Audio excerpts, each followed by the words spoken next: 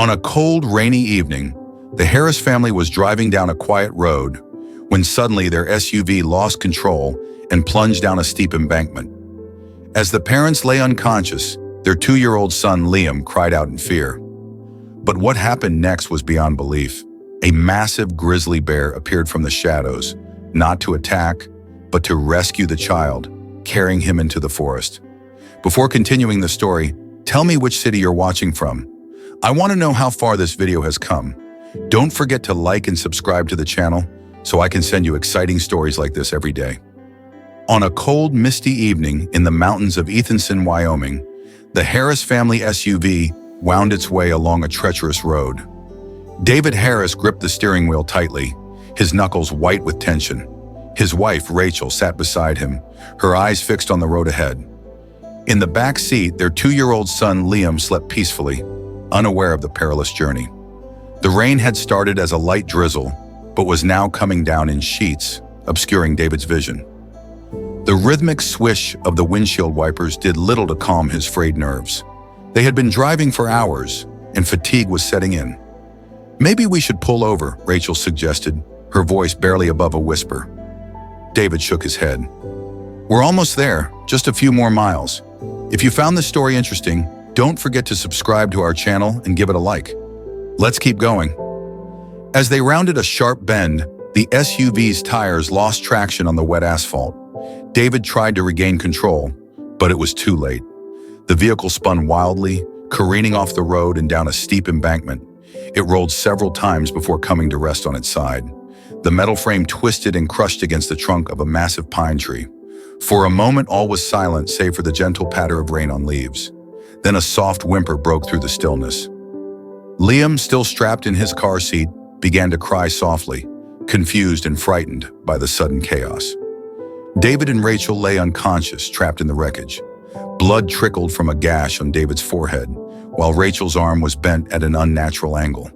The forest around them was dark and eerily quiet, with no sign of other vehicles or potential help. As Liam's cries grew louder, they echoed through the forest, carrying on the damp night air. And somewhere in the something stirred. A massive shape emerged from the shadows, drawn by the sound of distress and the scent of blood. A grizzly bear, the undisputed king of this wilderness, lumbered towards the crash site. Its powerful muscles rippled beneath its thick fur as it approached the wreckage cautiously. The bear's keen nose twitched, taking in the unfamiliar sense of gasoline, rubber, and human blood. Liam's cries subsided as the bear drew near, replaced by a wide-eyed fascination. The toddler watched in awe as the enormous creature peered into the shattered window, its hot breath fogging the glass. With surprising gentleness, the bear used its massive paws to pry open the crumpled door. It sniffed at Liam, who remained perfectly still, transfixed by the animal's presence. Then, in a move that defied all natural instincts, the bear carefully extracted the car seat from the wreckage, Liam still securely strapped inside. Cradling the car seat in its powerful jaws, the bear turned and lumbered back into the forest. Within moments, the crash site was swallowed up by the darkness, leaving no trace of the miraculous rescue that had just taken place. Hours passed before the wail of sirens pierced the night. Emergency vehicles arrived at the scene, their flashing lights illuminating the grim tableau. Paramedics worked tirelessly to free David and Rachel from the wreckage, relieved to find them both alive, albeit seriously injured. But as they searched the vehicle, a chilling realization set in. Liam was nowhere to be found. The discovery of large bear tracks near the crash site sent a wave of horror through the rescue team. The implications were too terrible to contemplate. As dawn broke over the mountains, news of the accident and the missing child spread like wildfire through the small town of Ethanson. The community rallied, organizing search parties and praying for a miracle. Little did they know that deep in the heart of the wilderness, an unlikely guardian was watching over young Liam Harris. In the depths of the forest, far from the reach of civilization, the grizzly bear carried Liam to a secluded cave. The massive animal moved with surprising care, ensuring the car seat remained stable in its powerful jaws. As they entered the dark, musty interior of the cave, Liam's eyes widened with a mix of fear and fascination. The bear gently set the car seat down on a bed of soft moss and leaves. Liam, still securely strapped in, watched as the enormous creature circled the small space, sniffing and grunting softly. Despite the extraordinary circumstances, the toddler showed no signs of distress. Instead, a look of wonder spread across his young face. As the first rays of dawn filtered into the cave, Liam began to stir. His tiny hands reached out toward the bear, which had settled down nearby. The animal's dark eyes met Liam's, and in that moment, an inexplicable connection formed between them. The bear's massive paw, capable of felling a full-grown elk with a single swipe, now moved with incredible gentleness. It carefully unclasped the straps of the car seat, freeing Liam from his confinement. The toddler crawled out, his movements clumsy but determined. Liam's tiny hand reached out, touching the bear's coarse fur. Instead of recoiling, the animal leaned into the touch, emitting a low, rumbling sound that seemed to vibrate through the cave. Liam giggled, the innocent sound echoing off the stone walls. As the day progressed, the bear left the cave periodically, returning with berries and roots. It chewed the food carefully before offering it to Liam, who accepted the strange meal without hesitation. The toddler's survival instincts seemed to have merged with an innate trust in his unlikely protector. Back in Ethanson, the search for Liam had intensified. Helicopters scoured the vast wilderness, while ground teams combed through dense underbrush. Among the searchers was Ethan Dawson, a seasoned hunter and tracker known for his intimate knowledge of the surrounding mountains. Ethan had volunteered immediately upon hearing the news. He knew these woods better than anyone, having spent most of his life exploring their hidden corners. As he followed a faint trail through the underbrush, his mind raced with possibilities. The bear tracks near the crash site troubled him deeply. "It doesn't make sense," he muttered to himself, crouching to examine a broken twig. "A grizzly wouldn't." His thoughts were interrupted by the crackle of his radio. "Ethan, come in. Any sign of the boy?" He keyed the mic. "Negative. But I've got a hunch. I'm heading deeper into the North Ridge. There's a network of caves up there that might be worth checking out." "Copy that. Be careful, Ethan. Weather report says we've got a storm rolling in." Ethan acknowledged the warning and pressed on. As he hiked through the increasingly rugged terrain, he couldn't shake the feeling that this search was unlike any he had conducted before. The seasoned tracker had a sixth sense when it came to the wilderness, and right now, every instinct was telling him that something extraordinary was unfolding in these mountains. As the day wore on, dark clouds began to gather overhead. The air grew heavy with the promise of rain, and a chill wind whipped through the trees. Ethan quickened his pace, knowing that if he didn't find Liam soon, the impending storm would make the search nearly impossible. Little did Ethan know that less than a mile away, in a cave hidden by dense foliage, Liam was curled up against the warm, furry bulk of the grizzly bear. The toddler slept peacefully, his tiny hand clutching a tuft of the animal's fur. Outside, the first raindrops began to fall, heralding the arrival of a storm that would test the limits of human perseverance and animal instinct alike. As thunder rumbled in the distance, the bear raised its massive head, alert to the changing weather. It nuzzled Liam gently, as if reassuring the sleeping child that he was safe. In that moment, the lines between wild animal and protective guardian blurred, setting the stage for a remarkable tale of survival and unlikely companionship. The sky darkened ominously as the storm rolled in over the mountains. Thunder echoed through the valleys and flashes of lightning illuminated the dense forest in brief, blinding bursts. Rain poured down in sheets, quickly turning the forest floor into a treacherous quagmire. In the cave, Liam stirred at the sound of the tempest outside. His eyes widened with fear as another crack of thunder shook the air. The bear, sensing the child's distress, moved closer, its large body shielding Liam from the cave's entrance. The toddler buried his face in the animal's thick fur, finding comfort in its warmth and solid presence. As the storm raged on, Liam began to mimic the bear's low, rumbling sounds. It was as if he was trying to communicate with his protector, to express his gratitude and seek reassurance. The bear responded with gentle grunts, creating a surreal dialogue between human child and wild animal. Meanwhile, the search party struggled against the elements. Visibility was near zero, and the rain had washed away any tracks or signs they might have followed. Most of the volunteers had been forced to turn back, seeking shelter from the dangerous conditions. But Ethan Dawson pressed on, his determination unwavering. He had spent a lifetime in these mountains and wasn't about to let a little bad weather stop him. As he trudged through the mud and driving rain, Ethan's mind wandered to an old legend he had heard years ago. The story, passed down through generations of Native Americans who had once called these mountains home, spoke of spirit bears, powerful creatures that acted as guardians of lost children. Ethan had always dismissed it as mere folklore, but now faced with the inexplicable disappearance of Liam, he found himself reconsidering. As night fell, the storm showed no signs of abating.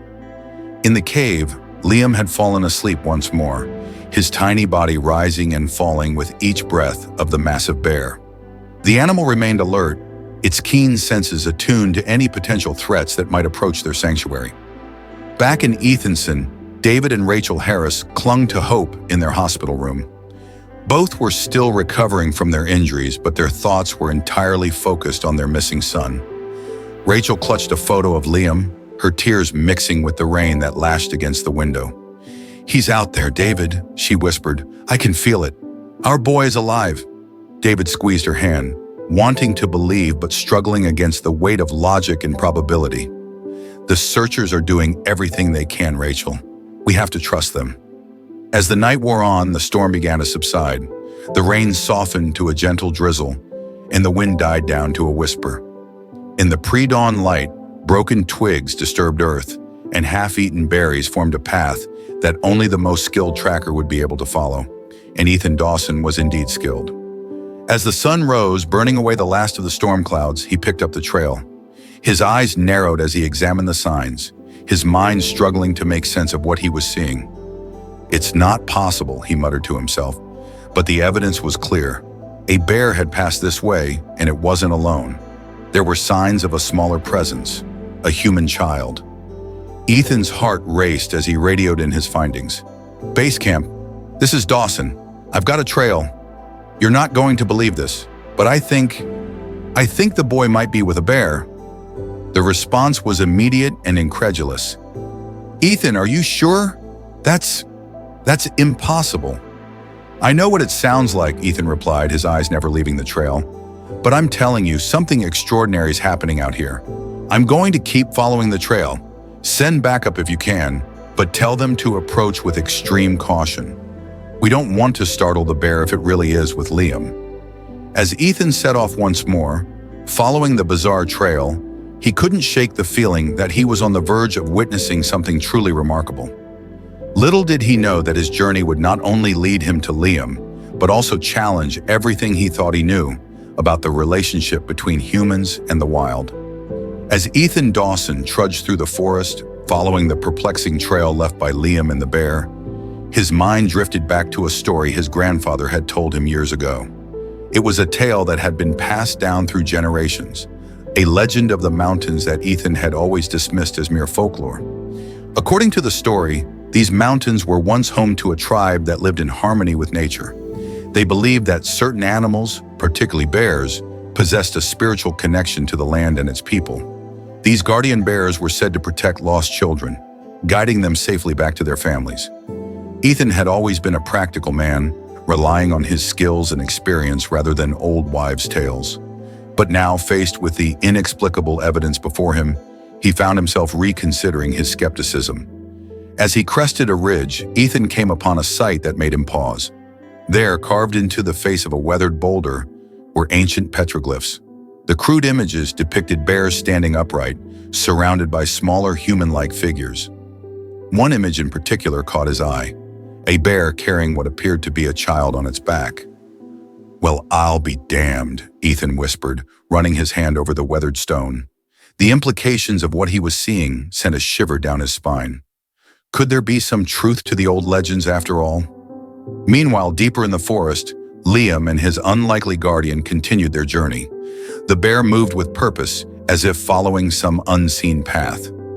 Liam, still perched on the animal's broad back, had begun to vocalize in a series of grunts and low sounds, mimicking the bear's own vocalizations. The toddler's behavior was changing in subtle but noticeable ways. He moved with more confidence on all fours, his movements becoming more fluid and animal-like. When the bear stopped to forage, Liam would climb down and imitate its actions, using his small hands to dig for roots or pick berries. As the day wore on, the odd pair approached a swift-moving river.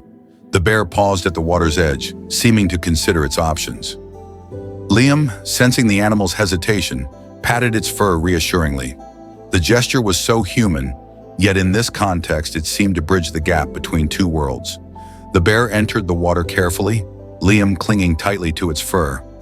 As they crossed the rushing current, the toddler's laughter rang out, a joyous sound that echoed off the canyon walls. It was a moment of pure, unbridled happiness, a child finding delight in the midst of what should have been a terrifying ordeal. Back in Ethanson, the search effort had taken on a new urgency.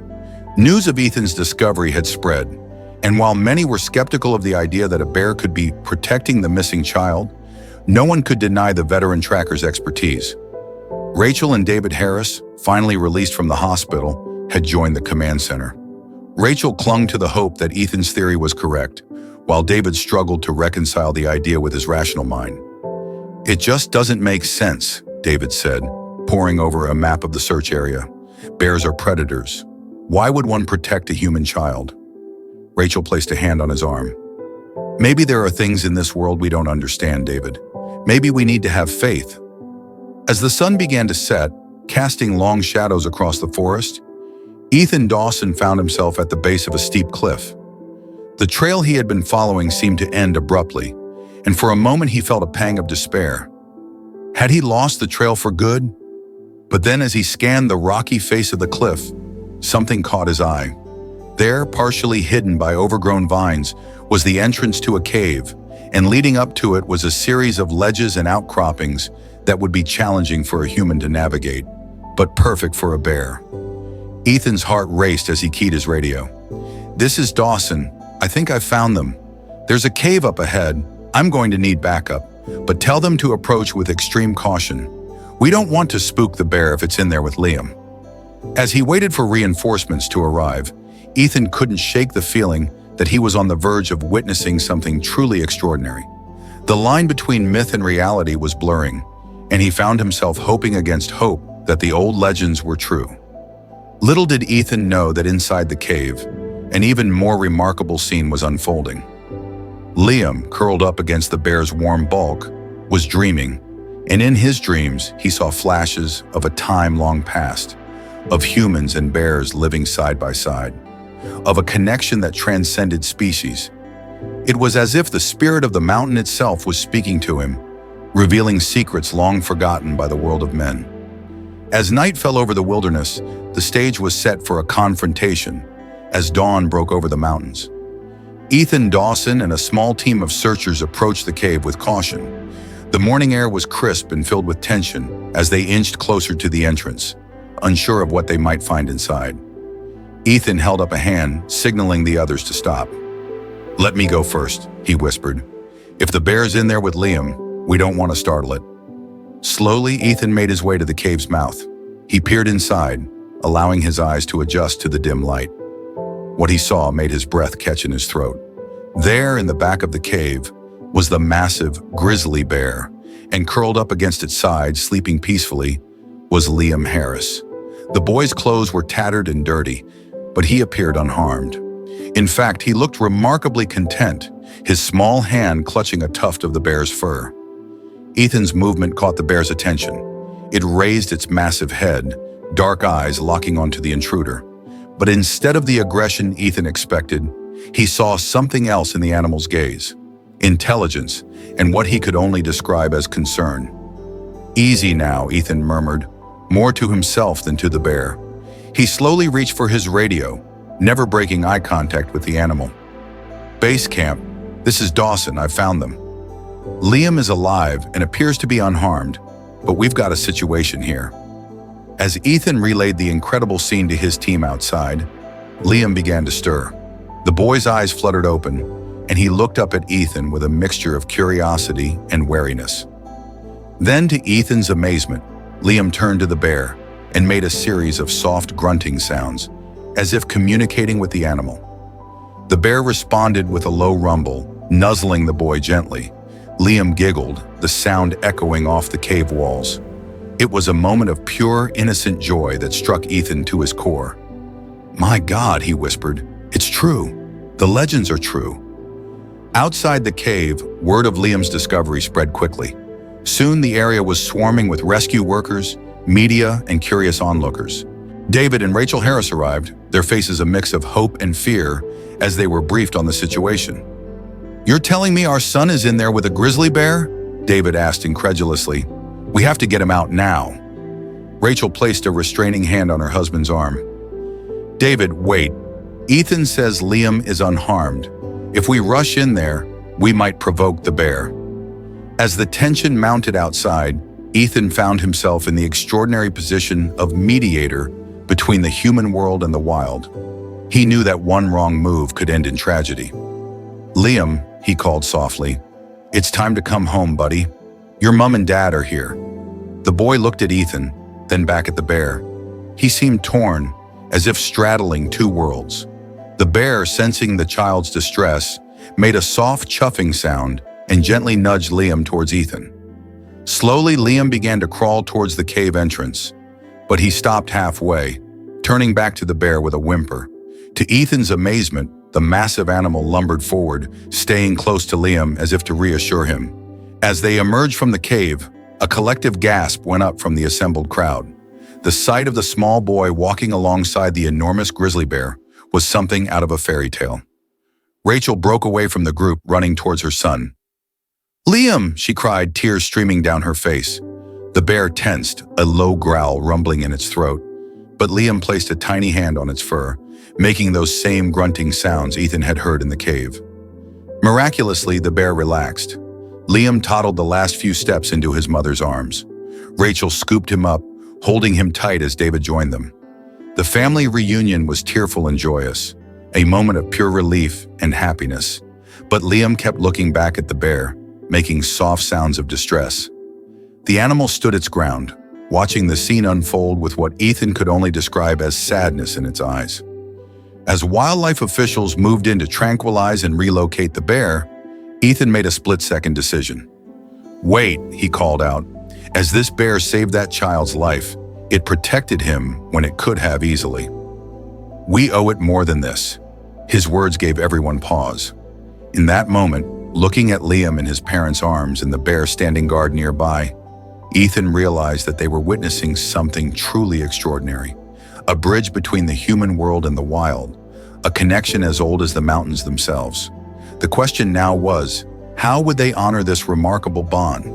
And what would it mean for the future of human-wildlife relations in Ethanson Hole? In the days following Liam's miraculous rescue, the town of Ethanson was abuzz with activity. The story of the boy and the bear had captured international attention, drawing media outlets and curious onlookers from around the world. The Harris family found themselves at the center of a whirlwind of interviews, medical checkups, and debriefings. Liam, for his part, seemed largely unfazed by the commotion. The toddler had been given a clean bill of health, save for some minor scrapes and bruises, but it was his behavior that truly fascinated the doctors and psychologists who examined him.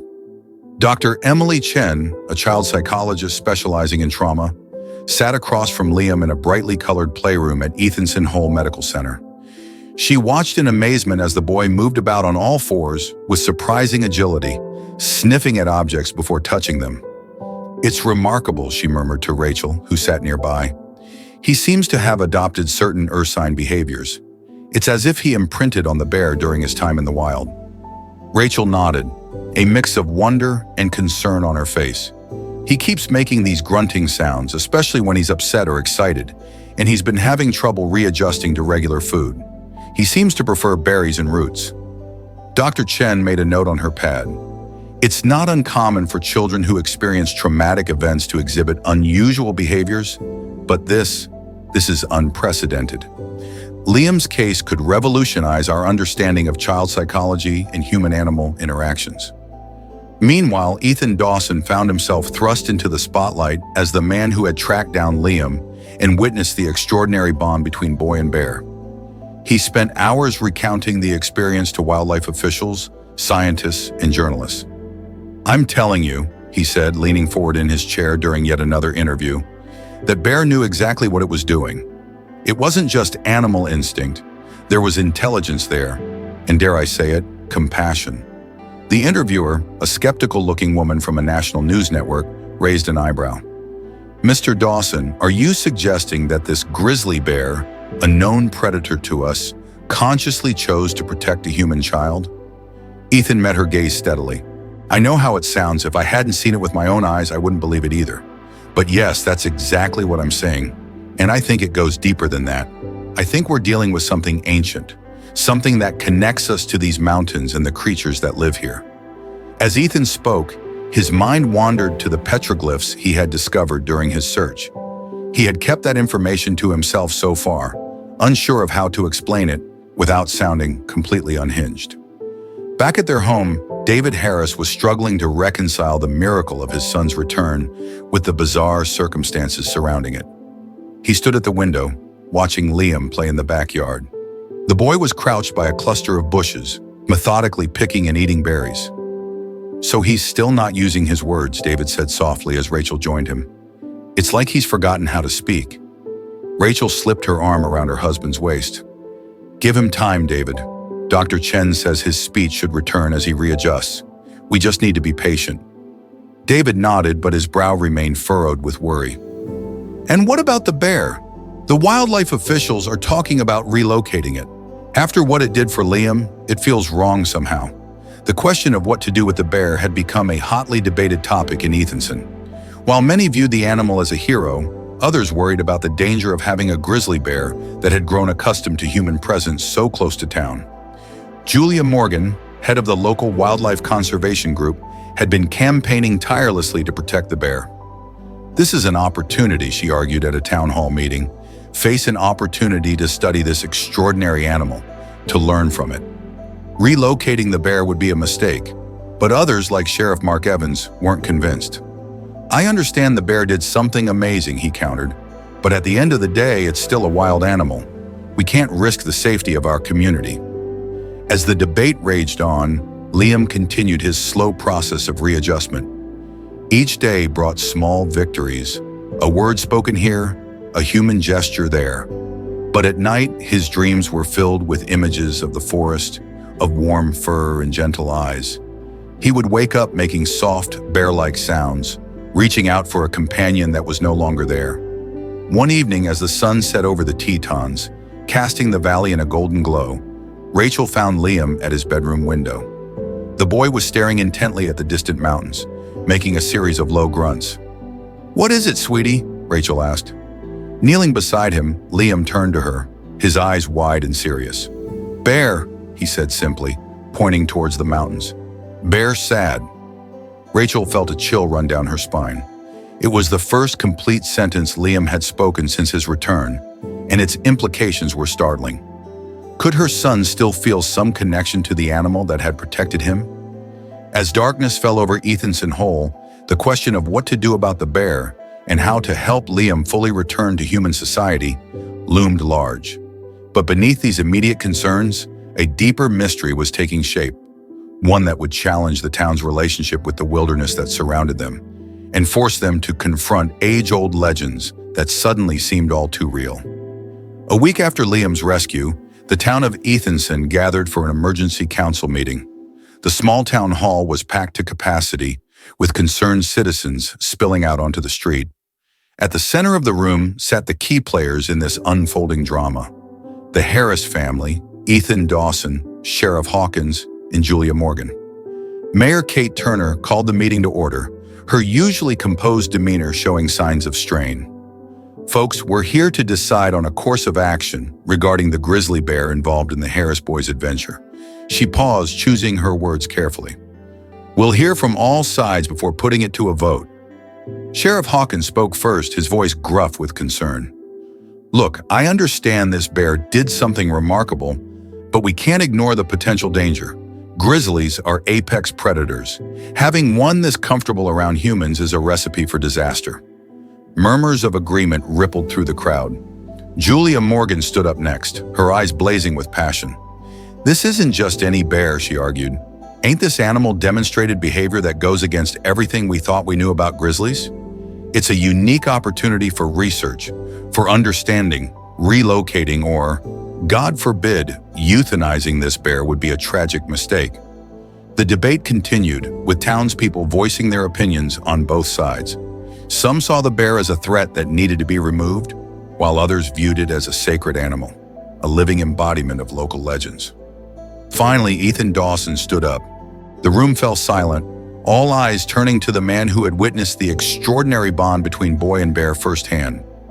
"I've spent my whole life in these mountains," Ethan began, his voice steady. "I've tracked bears, hunted them, respected them as part of the natural order. But what I saw in that cave, it was something different, something special." He paused, taking a deep breath. "I found something during my search for Liam, ancient petroglyphs showing bears protecting human children. I think we're dealing with something older than any of us understand." A hushed whisper swept through the room. Mayor Turner leaned forward, her interest piqued. "What are you suggesting, Mr. Dawson?" Ethan met her gaze. "I'm suggesting we consider a third option. Instead of relocating the bear or leaving it to roam free, what if we created a protected area, a sanctuary where the bear could live undisturbed, but where we could also study it, learn from it, maybe even reconnect with something we've lost?" The idea hung in the air, radical, yet somehow fitting. It was Julia Morgan who broke the silence. A sanctuary. Yes, we could make it a research station, bring in experts from around the world, who it could put Ethanson on the map as a leader in wildlife conservation and research. As the room buzzed with this new possibility, all eyes turned to the Harris family. David stood up, clearing his throat. "A week ago, I would have said this was crazy, but seeing how this experience has affected Liam, how he's still connected to that bear somehow, I think Mr. Dawson might be onto something." Rachel nodded in agreement, holding Liam close. The boy, who had been unusually quiet throughout the meeting, suddenly pointed towards the window. "Bear," he said clearly. "Bear, come!" A hush fell over the room. Sheriff Hawkins moved toward the window, his hand instinctively moving to his holster, but what he saw made him freeze in his tracks. There at the edge of the town stood the grizzly bear.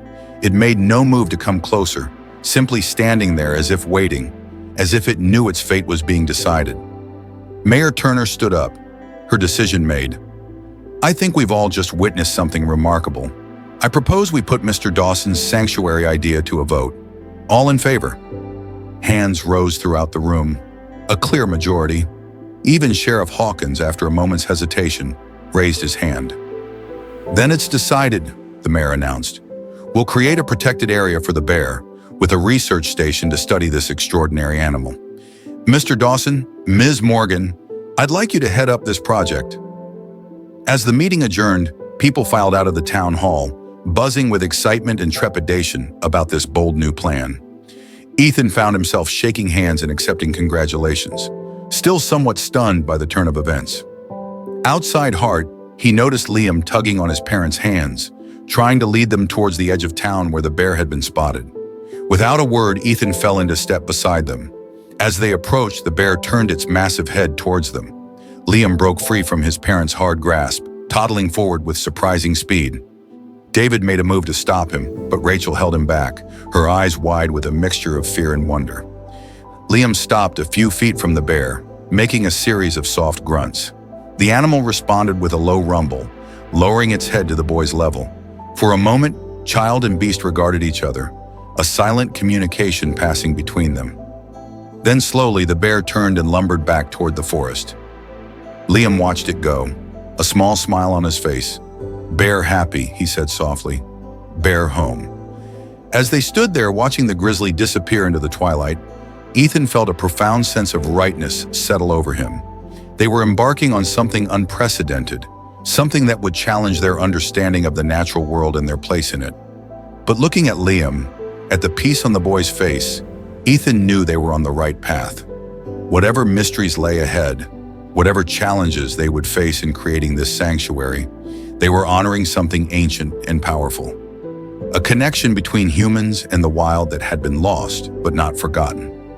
As the stars began to twinkle overhead, Ethan made a silent promise to the mountains, to the bear, and to Liam. He would see this through no matter what. The adventure, it seemed, was only just beginning. In the months that followed the town meeting, the outskirts of Ethanson Hole underwent a remarkable transformation. The proposed sanctuary for the grizzly bear, dubbed Liam's Haven by the locals, took shape with surprising speed. Ethan Dawson found himself at the center of this whirlwind of activity. Working closely with Julia Morgan and a team of wildlife experts, he helped design a space that would allow for close observation of the bear while maintaining its natural habitat. "We want to disturb its routine as little as possible," Ethan explained during a site visit with Mayor Turner. "The whole point is to learn from this animal in its natural state." The sanctuary sprawled over several acres of dense forest and meadowland, encircled by a high-tech, virtually invisible fence. Observation posts were strategically placed throughout the area, equipped with state-of-the-art cameras and sensors. As word spread about the unique project, it attracted attention from far beyond the borders of Wyoming. Scientists, conservationists, and even a few celebrities expressed interest in the sanctuary. Donations poured in, allowing for the construction of a cutting-edge research facility on the sanctuary's periphery. Dr. Elena Rodriguez, a renowned expert in animal behavior from the University of California, arrived in Ethanson to head up the research team. Her eyes sparkled with excitement as she toured the facility with Ethan. "This is unprecedented," she marveled, reviewing the data from the first few weeks of observation. "The bear's behavior continues to defy our understanding of grizzly social structures. It's almost as if it's waiting for something." Ethan nodded, his brow furrowed in thought. "I've noticed that too. It keeps returning to the spot where we last saw it with Liam." "Do you think it misses him?" Dr. Rodriguez shook her head in amazement. "A year ago, I would have said that was impossible, but now I'm not sure of anything anymore." As the sanctuary took shape, Liam continued his own remarkable journey of recovery and adaptation. His parents had enrolled him in a special program designed by Dr. Chen, which combined traditional therapy with carefully supervised visits to the sanctuary's periphery. During one such visit, Rachel watched with a mixture of awe and trepidation as Liam stood at the edge of the sanctuary, his small hand pressed against the invisible barrier. On the other side, barely visible in the underbrush, was the massive form of the grizzly bear. "Bear," Liam said softly, a smile spreading across his face. He made a series of low grunts, and to Rachel's amazement, the bear responded with a rumble of its own. Dr. Chen, standing nearby, furiously scribbled notes. "The level of communication between them is extraordinary," she murmured. "It's as if they've developed their own language." As weeks turned into months, the sanctuary became a hub of activity. Researchers from around the world flocked to Ethanson, eager to study this unique relationship between human and bear. The town itself experienced an economic boom, with new hotels and restaurants springing up to accommodate the influx of visitors. But not everyone was thrilled with these developments. A vocal minority, led by a local rancher named Carl Dawson, protested the sanctuary's existence. "It ain't natural," Carl grumbled during a town hall meeting. "We're messins with the order of things. That bear belongs in the wild, not some glorified zoo." Despite these objections, the sanctuary continued to thrive, and at its heart was the grizzly bear, which had been affectionately named Guardian by the research team. One crisp autumn morning, Ethan stood at his favorite observation post, watching Guardian through high-powered binoculars. The bear was in a clearing, seemingly engaged in an elaborate series of movements. "What do you make of this, Doc?" Ethan asked, handing the binoculars to Dr. Rodriguez. She watched for a moment, her eyebrows rising in surprise. "It almost looks like a dance. Some bear species are known to engage in rhythmic movements, but I've never seen anything like this in grizzlies." As they watched, Guardian rose onto its hind legs, swaying gently. It was a mesmerizing sight, powerful yet oddly graceful. Suddenly, an alarm blared through the facility. Ethan grabbed his radio. "What's going on?" "We have a breach at the south entrance," came the frantic reply. "It's the Harris boy. He's inside the sanctuary." Ethan's heart raced as he and Dr. Rodriguez rushed toward the south entrance. How had Liam gotten past the security measures? And more importantly, what would Guardian do? As they approached the clearing, they saw Liam standing in the center, face to face with Guardian.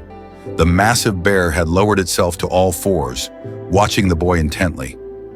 "Liam!" Rachel's frightened voice carried from the sanctuary's edge, where she was being held back by security personnel. But Liam showed no fear. Instead, he began to move, mimicking the swaying motion they had seen Guardian perform earlier. And to everyone's astonishment, the bear joined in, creating a surreal dance between child and beast. Ethan and Dr. Rodriguez watched in awe, barely daring to breathe. This moment, this impossible dance, seemed to embody everything the sanctuary stood for. A bridge between two worlds, a challenge to everything they thought they knew about the relationship between humans and wild animals. As the dance concluded, Liam placed his small hand on Guardian's snout. The bear rumbled softly, then gently nudged the boy towards the sanctuary's exit.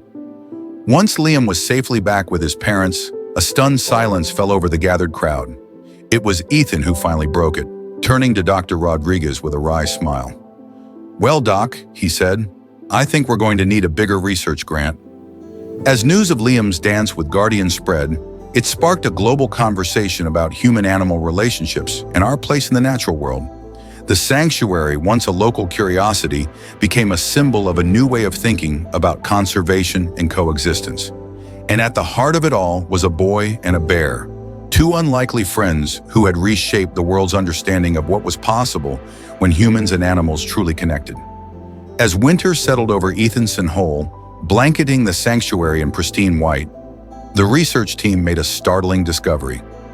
Dr. Rodriguez burst into Ethan's office one frosty morning, her cheeks flushed with excitement. "Ethan, you need to see this," she said breathlessly, spreading out a series of thermal imaging photos on his desk.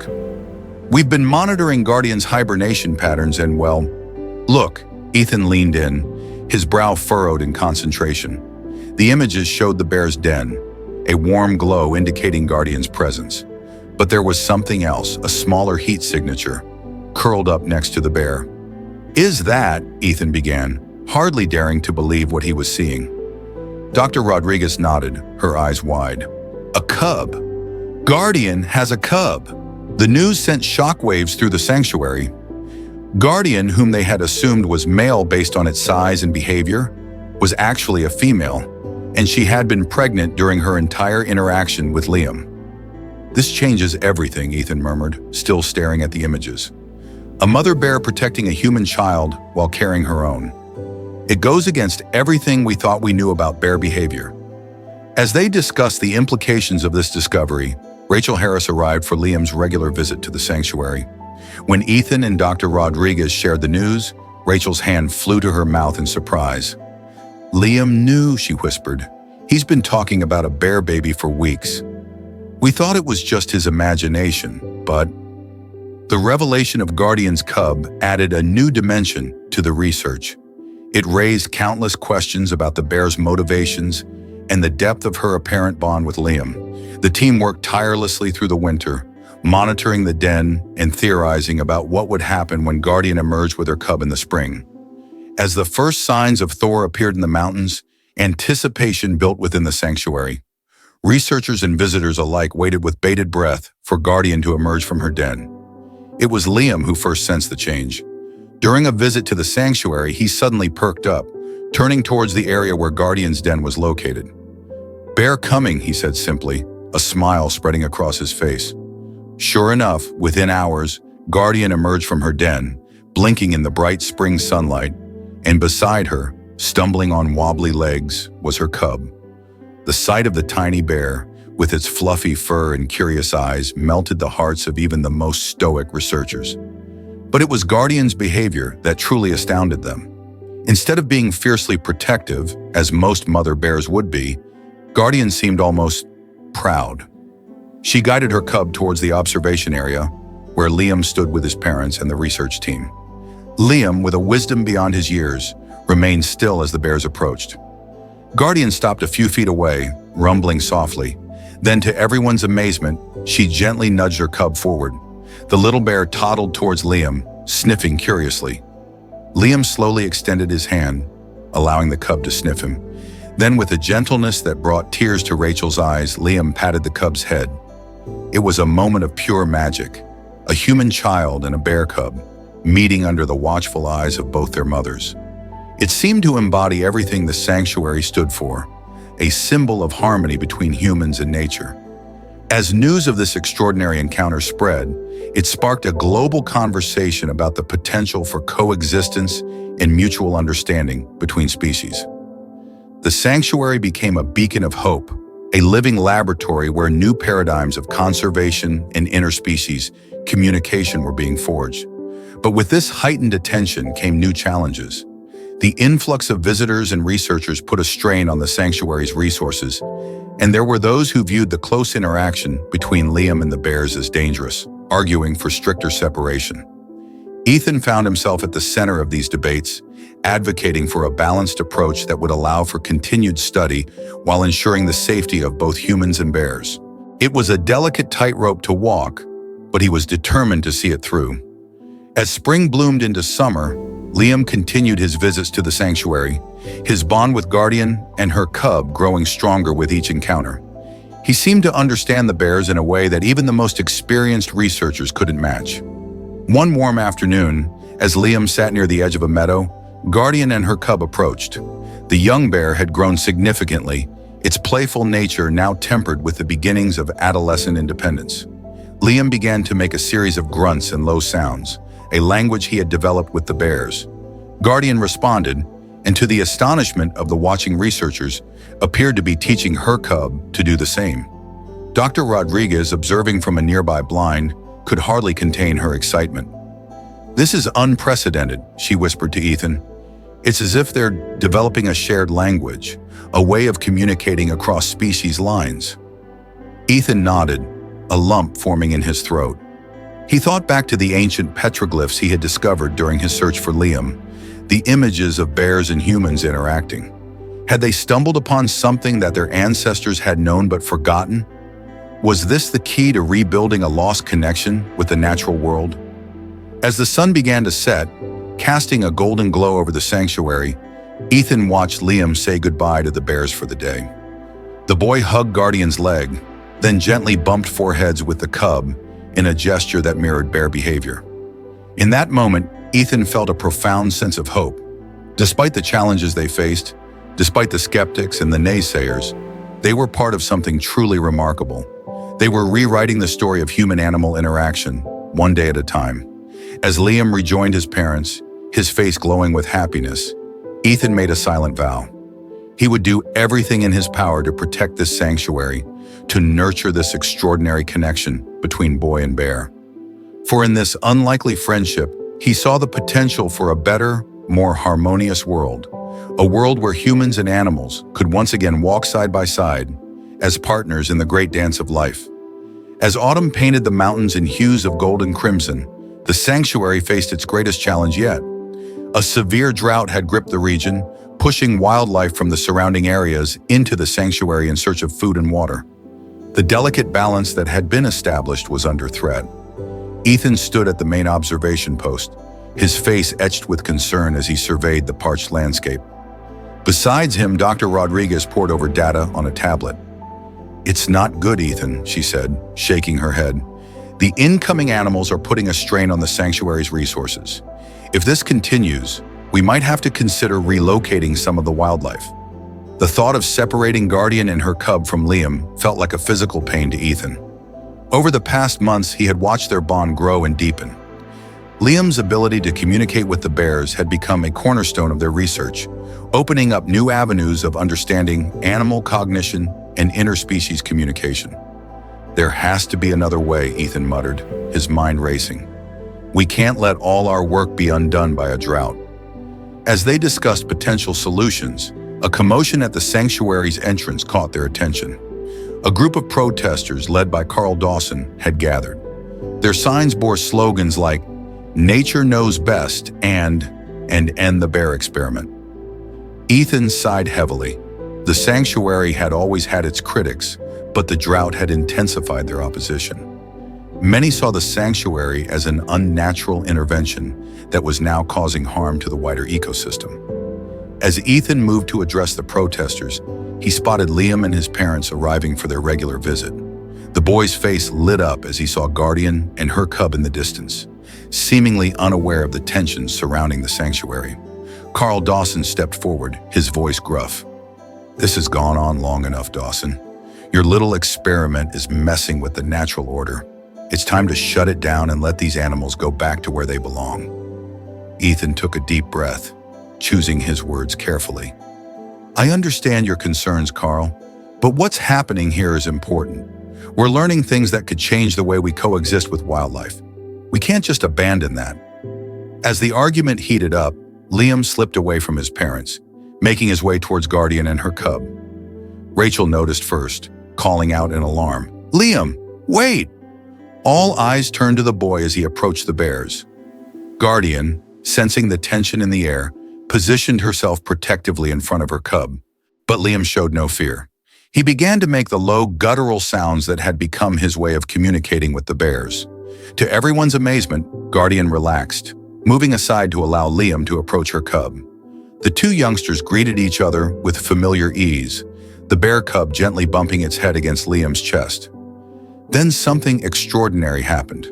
Liam turned towards a nearby stream, which had been reduced to a trickle by the drought.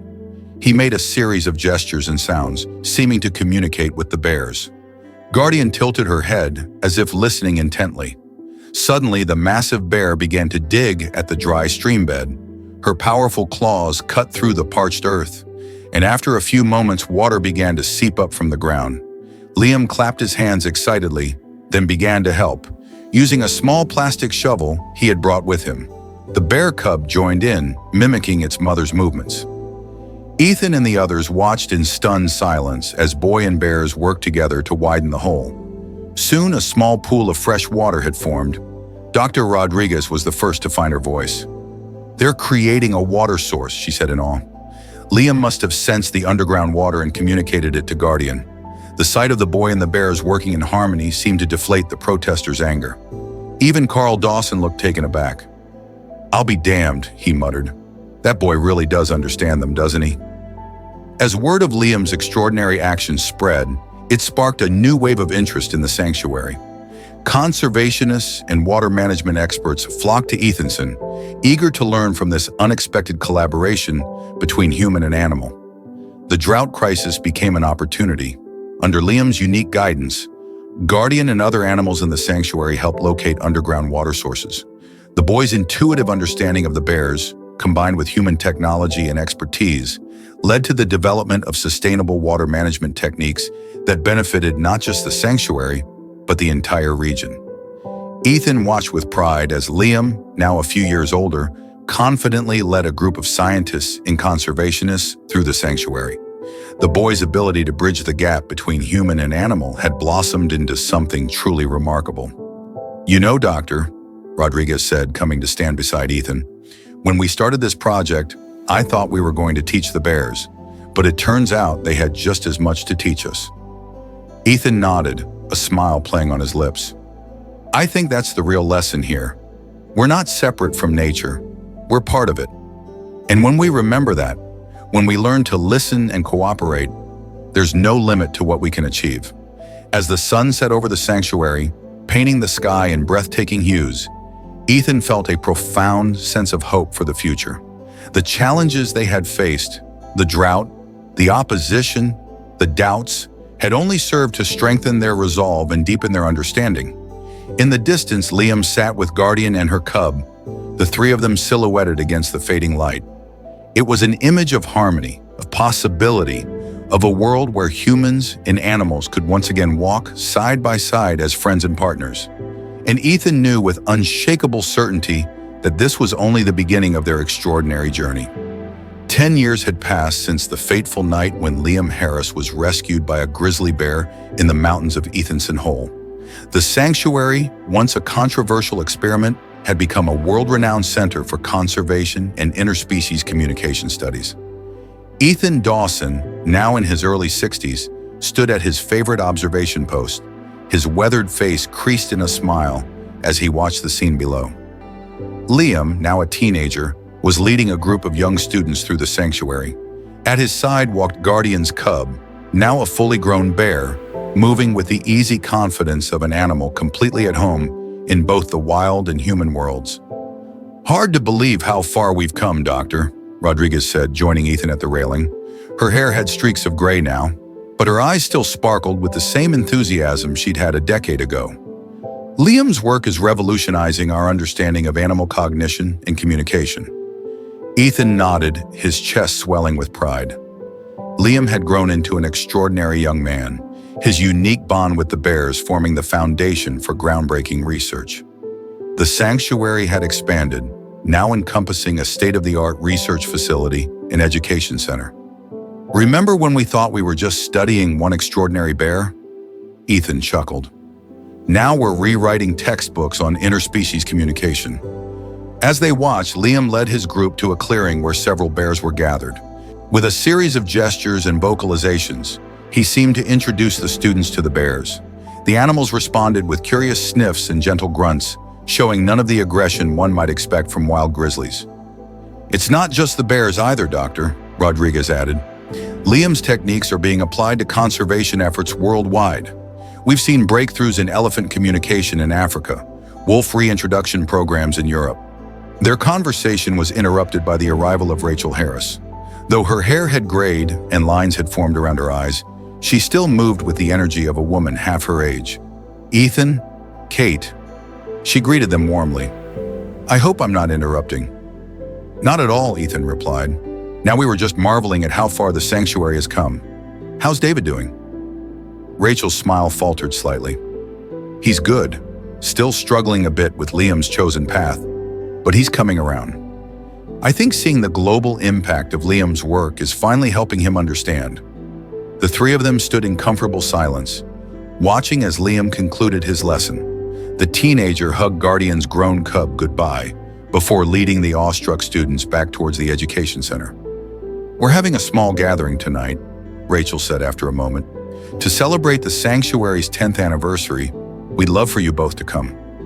As the sun began to set, casting a warm glow over the sanctuary, Ethan found himself surrounded by familiar faces. The Harris home, perched on a hill overlooking the sanctuary, was filled with the people who had been instrumental in making this dream a reality. Liam, now a lanky teenager with his father's dark hair and his mother's piercing eyes, was the center of attention. He moved easily among the guests, discussing his latest research with scientists and sharing stories of his ursine friends with wide-eyed children. Ethan watched him with a mixture of pride and wonder. He remembered the frightened toddler they had found in that cave and marveled at the confident young man he had become. "Penny for your thoughts," a gruff voice interrupted his reverie. Ethan turned to find Carl Dawson standing beside him, a glass of whiskey in his weathered hand. "Carl," Ethan nodded, surprised but pleased to see his old adversary. "Didn't expect to see you here." The old rancher shrugged. "Figured it was about time I saw what all the fuss was about." "Got to admit, Dawson, you've done something special here." Before Ethan could respond, Liam approached them, his face lighting up at the sight of the old rancher. "Mr. Dawson, I'm so glad you could make it. Did you get a chance to meet Aurora yet?" Carl's bushy eyebrows rose. "Aurora," Liam grinned. "Guardian's great-granddaughter. She was born this spring. Come on, I'll introduce you." As Liam led Carl away, chattering excitedly about the sanctuary's newest addition, Ethan couldn't help but chuckle. The boy who could communicate with bears had also proven remarkably adept at bridging human divides. Later in the evening, as the party wound down, Ethan found himself on the back porch with David Harris. The two men stood in companionable silence looking out over the sanctuary. "You know," David said after a while, "for years I struggled with all this. I was so afraid for Liam, so sure that this unnatural connection with wild animals would lead to tragedy." He paused, taking a sip of his drink. "But seeing him now, the work he's doing, the lives he's changing, I've never been more proud." Ethan clasped David's shoulder. "He's an extraordinary young man. You and Rachel should be proud." As if summoned by their conversation, Liam joined them on the porch. "Dad, Ethan, come quick. Aurora's at the edge of the sanctuary. I want you to meet her." The three of them made their way down to the sanctuary's perimeter. There, just beyond the invisible barrier, stood a young grizzly bear. Her fur was a rich brown, her eyes intelligent and curious.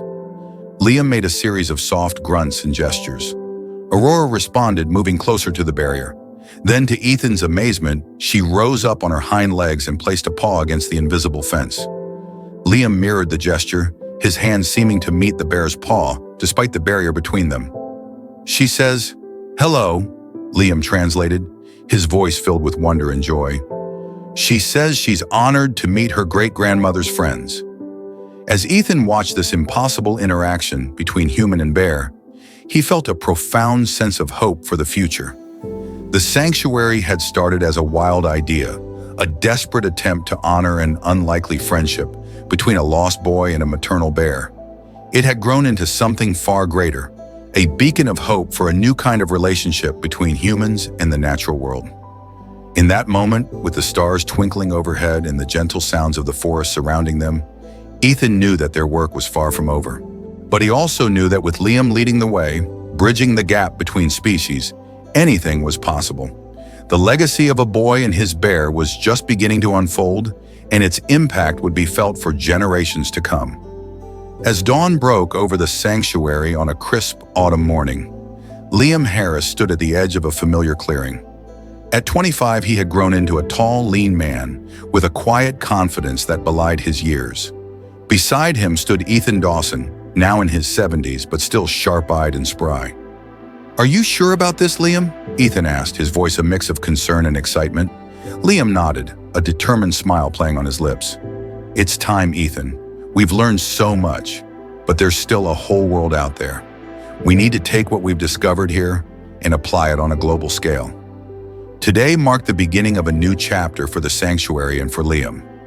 After years of groundbreaking research and conservation work, Liam was preparing to embark on an international expedition. His goal, to apply the communication techniques and conservation strategies developed at the sanctuary to endangered species around the world. As they waited, a rustle in the underbrush announced the arrival of Aurora, now a majestic adult grizzly. She approached Liam with familiar ease, bumping her massive head gently against his shoulder in greeting. Liam placed a hand on her fur, closing his eyes for a moment. When he opened them, they shimmered with unshed tears. "I'm going to miss you, old friend," he said softly. "But I'll be back, I promise." Ethan watched the exchange with a lump in his throat. He remembered the frightened toddler they had found in the woods all those years ago and marveled at the man he had become. Liam's ability to communicate with bears had expanded to encompass a wide range of species. His intuitive understanding of animal behavior, combined with rigorous scientific study, had opened up new frontiers in conservation and animal cognition research. The sanctuary had flourished under Liam's guidance. What had once been a controversial experiment was now a model for conservation efforts worldwide. Researchers and conservationists from every corner of the globe came to study their methods, eager to apply Liam's groundbreaking techniques to their own work. But Liam had grown restless. He knew that the true test of their work would be applying it beyond the controlled environment of the sanctuary. And so, with the support of an international coalition of conservation organizations, he had planned this ambitious expedition. As the sun climbed higher in the sky, Rachel and David Harris arrived to see their son off. Rachel's eyes were bright with tears as she hugged Liam fiercely. "I'm so proud of you," she whispered. "You've turned a miracle into a mission." David, who had once been skeptical of Liam's unusual path, now beamed with pride. "You're changing the world, son. Just be careful out there, okay?" Liam nodded, embracing his father. "I will, Dad, and I'll call often, I promise." As Liam shouldered his backpack and prepared to leave, a commotion at the edge of the clearing caught everyone's attention. A group of young researchers and students from the sanctuary's education program had gathered to see him off. Among them was Lily Chen, a brilliant young biologist who had been working closely with Liam for the past few years. Lily stepped forward, her eyes shining with a mix of admiration and something deeper. "We'll hold down the fort while you're gone," she said, her voice slightly husky. "Just don't forget about us little people when you're off saving the world." Liam grinned, pulling her into a quick hug. "As if I could," he murmured. The unspoken connection between them was palpable, promising a future yet to unfold. As Liam turned to leave, Aurora let out a low, mournful sound. The bear rose up on her hind legs, towering over the humans. Liam turned back, placing his hand on her snout one last time. "I know, girl," he said softly. "I'll miss you too, but I'm not really leaving, you know. Everything I do out there, every animal I help, every habitat we save, it's all because of what I learned here, with you." With a final wave to his family and friends, Liam set off down the trail that would lead him out of the sanctuary and into the wider world. Ethan watched him go, feeling a complex mix of emotions, pride, nostalgia, hope, and a touch of sadness. "Well," he said, turning to Rachel and David, "I guess this is the start of a new chapter." Rachel nodded, wiping away a tear.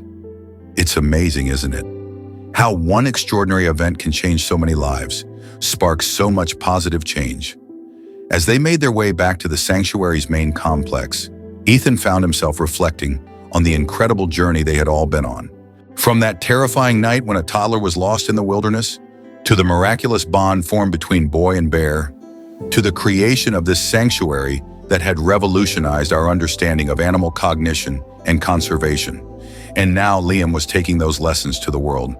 Ethan could only imagine the impact he would have, the bridges he would build between humans and the natural world. As they reached the crest of a hill, Ethan paused, looking out over the sanctuary. He saw the bears moving peacefully through their territory, the researchers working diligently at their stations, the students eagerly absorbing knowledge that would shape the future of conservation. In that moment, Ethan felt a profound sense of completion. If this story touched your heart, don't forget to hit subscribe to stay updated on more moving videos and extraordinary tales from us. Join us as we explore more wonderful stories about the relationship between humans and animals and share these stories of love with those around you. Thank you for watching, and be sure to turn on notifications so you won't miss any of our upcoming videos. See you in the next story.